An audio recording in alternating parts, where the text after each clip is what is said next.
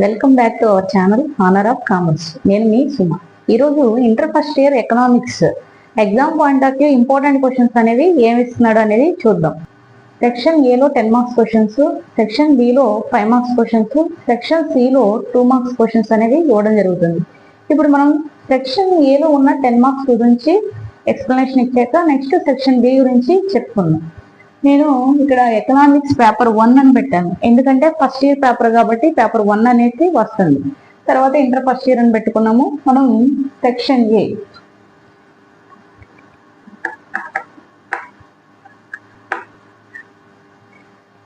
Section ఏకి సంబంధించి ఈరోజు చెప్తున్నాం కాబట్టి ఫస్ట్ సెక్షన్ ఏ చెప్దాం. సెక్షన్ ఏలో మనకి ఎలా అడుగుతాడు అంటే మొత్తం 5 క్వశ్చన్స్ అనేవి ఇస్తాడు. 5 క్వశ్చన్ లో ఎన్ని రాయాలంటే 3 క్వశ్చన్స్ కి ఆన్సర్ అనేది అటెంప్ట్ చేయాలి. 10 మార్క్స్. అలా 3 క్వశ్చన్స్ కి ఆన్సర్ అటెంప్ట్ చేస్తే 30 మార్క్స్ సెక్షన్ ఏ నుంచి వస్తాయి. కాబట్టి ఎగ్జామ్ లో ఇచ్చే ఇంపార్టెంట్ క్వశ్చన్స్ అంటే 5 క్వశ్చన్స్ మనకి లిస్ట్ అనేది రిపీటెడ్ గా వస్తున్న క్వశ్చన్ కొన్ని తీసుకుని మనం ఇక్కడ రాసుకోవడం జరిగింది. కాబట్టి అవి చదువుదాం. First, explain the law of diminishing marginal utility and it's limitations. Marginal utility అనే క్వశ్చన్ ఏదైతే ఉందో చాలా చాలా ఇంపార్టెంట్ క్వశ్చన్, రిపీటెడ్ గా వస్తున్న క్వశ్చన్ అది. కాబట్టి జాగ్రత్తగా ప్రిపేర్ అవ్వాలి. ఒకవేళ ఆ క్వశ్చన్ ఇవ్వలేదు అనుకుంటే కనుక నెక్స్ట్ ఏ క్వశ్చన్ అడగొచ్చు అంటే explain the law of return to scale. Explain the law of return to scale అనే క్వశ్చన్ ఇవ్వచ్చు అనమాట. అంటే ఈ 2 క్వశ్చన్లో అయితే ఈ క్వశ్చన్ ఇస్తాడు, లేకపోతే ఈ క్వశ్చన్ అనేది ఇవ్వడానికి అవకాశం అనేది ఉంది. రెండిట్లో ఒకటి మాత్రం కన్ఫర్మ్ గా వస్తుంది. కాబట్టి ఆ 2 క్వశ్చన్లు ప్రిపేర్ అవ్వాల్సింది. ఒక ఇయర్ పైన క్వశ్చన్, ఫస్ట్ క్వశ్చన్ అడిగితే ఈ క్వశ్చన్ అడిగితే ఇంకో సంవత్సరం ఈ క్వశ్చన్ అడగడానికి ఛాన్స్ అనేది ఉంది. కాబట్టి ఆ 2 క్వశ్చన్ బాగా ప్రిపేర్ అవ్వండి. నెక్స్ట్ మనకి second question, what are the characteristics or features of perfect competition. Perfect competition features అనొచ్చు లేదా క్యారెక్టరిస్టిక్స్ అనొచ్చు, రెండిట్లో ఏది అడిగినా ఒకటి అనమాట. లక్షణాలు అనేవి రాయాలి. దాంతో పాటు ఇంకా మనకి next illustrate the mechanism of price determination under the perfect competition market.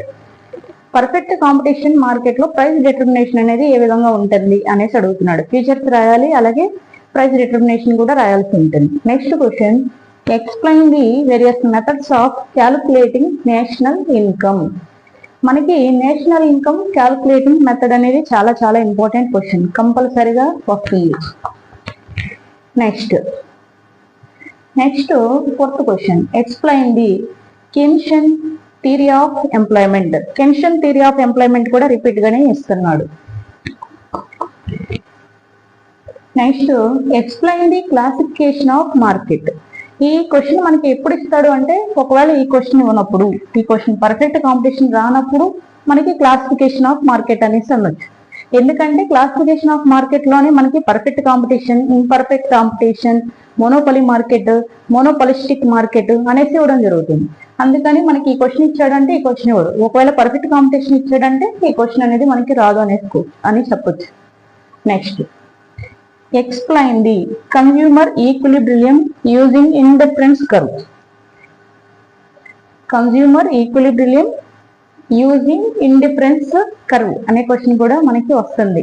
Next, describe the various methods of redemption of డెప్ట్. ఈ క్వశ్చన్ కూడా మనకి ఇస్తా ఉన్నాడు. కాబట్టి మనం ఎన్ని క్వశ్చన్స్ ఇచ్చామంటే 7 క్వశ్చన్స్. అంటే ఇక్కడ 2 ఉన్నాయి, అయినా కూడా ఆ రెండిట్లో ఒకటి కన్ఫర్మ్ గా వస్తుంది కాబట్టి 2 చదవాల్సింది. ఇలా ఓవరాల్ గా మనం ఎన్ని క్వశ్చన్స్ 7 క్వశ్చన్స్ అనేవి ఇవ్వడం జరిగింది.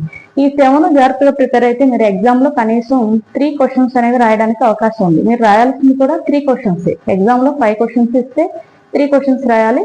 3కి ఈచ్ క్వశ్చన్ కి 10 మార్క్స్ కాబట్టి 3 × 10 30 మార్క్స్ సెక్షన్ ఏ నుంచి వస్తుంది అనమాట. కాబట్టి జాగ్రత్తగా ప్రిపేర్ అవ్వాలి. మోస్ట్ ఇంపార్టెంట్ వీటిలో ఏంటి అంటే డల్లర్స్ కంపల్సరిగా మనకి ఈ క్వశ్చన్ చదవాలి, ఈ 2 చదవాలి. అలాగే ఈ క్వశ్చన్ లో కన్ఫర్మ్ గా ఒకటి వచ్చే ఛాన్స్ అనేది ఉంది. కాబట్టి ఆ 4 క్వశ్చన్ లో జాగ్రత్తగా ప్రిపేర్ అవ్వండి. రిమైనింగ్ ఉన్నాయి కూడా చూసుకోవాలి. ఇలా అయితే ఈజీగా పాస్ అవ్వచ్చు. నెక్స్ట్ సెక్షన్ బి గురించి చెప్దాం. నెక్స్ట్ మనకి సెక్షన్ బిలో ఇంపార్టెంట్ క్వశ్చన్స్ ఏమున్నాయి అనేది చూద్దాం. చూసే ముందు సెక్షన్ బిలో ఎలా అడుగుతున్నాడు అంటే 5 మార్క్స్ క్వశ్చన్స్ అనేవి ఇస్తున్నాడు. టోటల్ గా ఎన్ని ఇస్తాడు అంటే కనుక 12 క్వశ్చన్స్ ఇస్తే మీరు 8 క్వశ్చన్స్ కి ఆన్సర్ అనేది రాయాల్సి ఉంటుంది. 8 × 5 40 మార్క్స్ సెక్షన్ బి నుంచి వస్తుంది. కాబట్టి ఆ క్వశ్చన్స్ ఏంటి అనేది ఒకసారి చూద్దాం. ఇక్కడ మనం ఎక్కువ ఇంపార్టెంట్ క్వశ్చన్స్ రిపీటెడ్ గా వస్తున్న క్వశ్చన్స్ తీసుకున్నాం. ఫస్ట్ క్వశ్చన్ మనం చూస్తే explain the Jacob Viner's definition of economics. ఈ క్వశ్చన్ మనకి చాలా ఇంపార్టెంట్ అనేసి చెప్పొచ్చు. Next analyse the characteristics of wants. 5 marks point of view important. Next explain the properties of indifference curve. Indifference curve. Next why a demand curve a negative slope from left to right. మనకి ఇక్కడ ఏమి ఇచ్చాడంటే negative slope from left to right. దీన్ని ఇంకో రకంగా కూడా అడుగుతాడు. ఏమంటాడంటే why a demand curve has a downward slope from left to right అని కూడా అడిగే ఛాన్స్ అనేది ఉంది. కాబట్టి ఏ క్వశ్చన్ ఇచ్చినా కూడా దీనికి ఆన్సర్ అనేది రాయాలి. Next explain the concept of quasi-rent with the help of a diagram. Quasi-rent help of a diagram అనేసి అంటున్నారు. Next explain the importance of statistics. Most important question. Next one, what are the sources of public revenue? Next explain the difference between free goods and economic goods. Free goods and economic goods అంటే అలా ఈ question రాయాలి. Next what are the factors determined national income అంటే ఈ question రాయాల్సి ఉంటుంది. Next one what are the exception of law of demand. Next what is utility types of utility. Next one explain the various types of price elasticity of demand. దీన్ని ఇంకో రకంగా కూడా అడగచ్చు. What is price elasticity of demand, explain the various types of price elasticity of demand అని కూడా అడగచ్చు అనమాట. ఇవన్నీ కూడా 5 marks క్వశ్చన్స్. 5 marks క్వశ్చన్స్ కి ఆన్సర్ రాసేటప్పుడు ఎంత రాయాలనేది కూడా చూసుకోవాలి. అంటే 5 marks క్వశ్చన్ ఆన్సర్ అనేది 10 marks క్వశ్చన్ ఆన్సర్ లాగా ఎక్కువ పేజెస్ అనేది రాయాల్సిన అవసరం లేదు. ఎందుకంటే ఎక్కువ రాయడం వల్ల టైం అనేది వేస్ట్ అవుతుంది. కాబట్టి అలా కాకుండా కరెక్ట్ గా 5 marks ఎంత రాయాలనేది ఒకసారి చూసుకుని రాయండి. ఇవన్నీ కూడా 5 marks లిస్ట్ అనేది మనం ఇచ్చాం. మొత్తం నేను ఎన్ని ఇచ్చానంటే 12 క్వశ్చన్స్ ఇచ్చాను. ఇవి కాకుండా ఇంకా కొన్ని క్వశ్చన్స్ మీరు చూసుకోండి. బాగా చదివే వాళ్ళు ఎవరైతే ఉన్నారో వాళ్ళు. డల్లర్స్ యావరేజ్ గా చదివే వాళ్ళు ఈ 12 క్వశ్చన్స్ ఏది వదిలిపెట్టకుండా చదివితే కంపల్సరిగా వీటి నుంచి రావడానికి ఛాన్స్ అనేది ఉంది.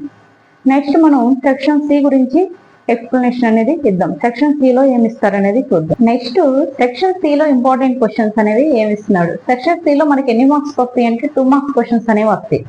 టోటల్ గా ఎన్ని క్వశ్చన్లు ఇస్తాడంటే 20 క్వశ్చన్స్ ఇస్తే 15 క్వశ్చన్స్ కి ఆన్సర్ అనేది అటెంప్ట్ చేయాల్సి ఉంటుంది. 15 into 2 30 marks అనేది మనకి సెక్షన్ సి లో రావడానికి అవకాశం అనేది ఉంది. ఇక్కడ మనం కొన్ని క్వశ్చన్స్ అనేవి తీసుకున్నాం. నేను ఓవరాల్ గా 24 క్వశ్చన్స్ తీసుకున్నాను. 2 marks కొంచెం ఎక్కువగానే ప్రిపేర్ అవ్వాలి. ఎందుకంటే మనం గెస్ట్ చేసినవి కొన్ని వరకే వస్తాయి, కంప్లీట్ గా ఇవ్వలేము మనం. అంటే కంప్లీట్ గా అవే వస్తాయి అని చెప్పలేము. కాబట్టి అందుకని ఈ క్వశ్చన్స్ ఒకసారి చూద్దాం అసలు ఏంటి ఇంపార్టెంట్ అనేది. సెక్షన్ సి లో ఇంపార్టెంట్ క్వశ్చన్స్ అనేవి చూద్దాం. ఫస్ట్ క్వశ్చన్ మనకి ప్రైస్ అనేది ఉంది. నెక్స్ట్ ఇంటర్మీడియరీ గూడ్స్ లేదు అంటే క్యాపిటల్ గూడ్స్. మనకి ఎక్కువగా వచ్చేది ఇంటర్మీడియరీ గూడ్స్ అనేది ఎక్కువ రిపీటెడ్ గా వస్తుంది. Next Giffen paradox. Next marginal cost. Next net interest, depreciation. 7th question budget or budget line. ఇక్కడ నేను 2 తీసుకున్నా. ఒక్కోసారి బడ్జెట్ అంటున్నాడు, ఇంకోసారి బడ్జెట్ లైన్ అనేది ఇవ్వడం జరుగుతుంది. నెక్స్ట్ మనకి ఓవర్ డ్రాఫ్ట్. ఓవర్ డ్రాఫ్ట్ అనేది కూడా రిపీటెడ్ గా వస్తున్న question. Next liquidity. Income or wealth, రెండు క్వశ్చన్లు అవి, ఒకటి కాదు. ఒక్కోసారి ఇన్కమ్ అంటున్నాడు, ఇంకోసారి వెల్త్ అనడానికి ఛాన్స్ ఉంది. ఎక్కువగా మనకి ఇన్కమ్ అనే క్వశ్చన్ అనేది వస్తుంది. Next demand function. ఇక్కడ కూడా మనకి ఒక్కోసారి డిమాండ్ అంటే ఇంకోసారి డిమాండ్ ఫంక్షన్ అనడానికి ఛాన్స్ ఉంది. 2 marks కాబట్టి ఏదైనా ఒకటే అడుగుతాడు. డిమాండ్ అంటే డిమాండ్ మీనింగ్ రాయాలి. డిమాండ్ ఫంక్షన్ అంటే కనుక ఆ డిమాండ్ ఫంక్షన్ ఫార్ములా వేసుకొని రాయాల్సి ఉంటుంది. Next cross demand or effective demand. కొన్నిసార్లు క్రాస్ డిమాండ్ అంటే ఇంకోసారి ఎఫెక్టివ్ డిమాండ్ అనడానికి ఛాన్స్ ఉంది. కొంచెం ఇస్తే కనుక ఈ క్వశ్చన్ క్రాస్ డిమాండ్ క్వశ్చన్ అనేది ఇవ్వడానికి ఛాన్స్ అనేది ఉంది. ఇక్కడికి నేను ఇటువైపు ఎన్ని క్వశ్చన్స్ రాశానంటే 12 క్వశ్చన్స్ అనేవి రాయడం జరిగింది. వీటిలో కొన్ని స్టార్ మార్క్ అనేది పెట్టుకున్నాను నేను. ఏంటంటే అవి ఎక్కువ రిపీటెడ్ గా వస్తున్న క్వశ్చన్స్ అనేసి అర్థం. Next 13th question arc method, point method. దీనిలో ఎక్కువగా ఆర్క్ మెథడ్ అనేది రిపీటెడ్ గా వస్తుంది. నెక్స్ట్ మనకి ఆర్డినల్ యూటిలిటీ, కార్డినల్ యూటిలిటీ. మామూలుగా మీకు క్వశ్చన్ లో కార్డినల్ యూటిలిటీ, ఆర్డినల్ యూటిలిటీ అంటారు. నేను ఆర్డినల్ యూటిలిటీ ఎందుకు ఫస్ట్ రాశాను అంటే కనుక కొంచెం ఎక్కువ రిపీటెడ్ గా ఆర్డినల్ యూటిలిటీ అనే క్వశ్చన్ వస్తుంది కాబట్టి ఇది ఫస్ట్ రాస్తున్నా. ఇది మన సందర్భంలో కార్డినల్ యూటిలిటీ అనేది ఇచ్చే ఛాన్స్ అనేది ఉంది. నెక్స్ట్ అర్థమెటిక్ మీన్ రిపీటెడ్ ప్రతి ఇయర్ వస్తున్నది. నెక్స్ట్ పై డయాగ్రామ్. పై డయాగ్రామ్ ని ఎలా అంటున్నాడు అంటే వాట్ ఈస్ పై డయాగ్రామ్ అని కూడా అడగడానికి ఛాన్స్ అనేది ఉంది. Next per capital income, store of value. Next question contract rent. Next one disposable income. Next one RBI. ఆర్బిఐని రిజర్వ్ బ్యాంక్ ఆఫ్ ఇండియా అని కూడా అనడానికి ఛాన్స్ అనేది ఉంది. Next fiscal deficit. Next simple bar diagram. Next one quasi rent. ఈ విధంగా 24 questions overall గా చూస్తే కనుక 24 క్వశ్చన్స్ అనేవి తీసుకోవడం జరిగింది. ఇవి మనం మోస్ట్ ఇంపార్టెంట్ గా చెప్తున్నాం అనమాట. కాబట్టి సెక్షన్ ఏలో 30 మార్క్స్, సెక్షన్ బిలో 40 మార్క్స్, సెక్షన్ సిలో మళ్ళీ 30 మార్క్స్. ఓవరాల్ గా మనకి ఎకనామిక్స్ పేపర్ ఎంత అంటే 100 marks. Inter first year economics paper 100 marks కి రాయాల్సి ఉంటుంది. ఐ హోప్ మీకు ఈ వీడియో యూస్ఫుల్ గా ఉంది అని అనుకుంటున్నాను. ఒకవేళ యూస్ఫుల్ గా ఉంటే కనుక ప్లీజ్ లైక్ చేయండి, షేర్ చేయండి, సబ్స్క్రైబ్ చేయండి. మీ ఫ్రెండ్స్ కి షేర్ చేయడం వలన ఇంకొంతమందికి ఈ వీడియో అనేది ఉపయోగపడడానికి అవకాశం అనేది ఉంది.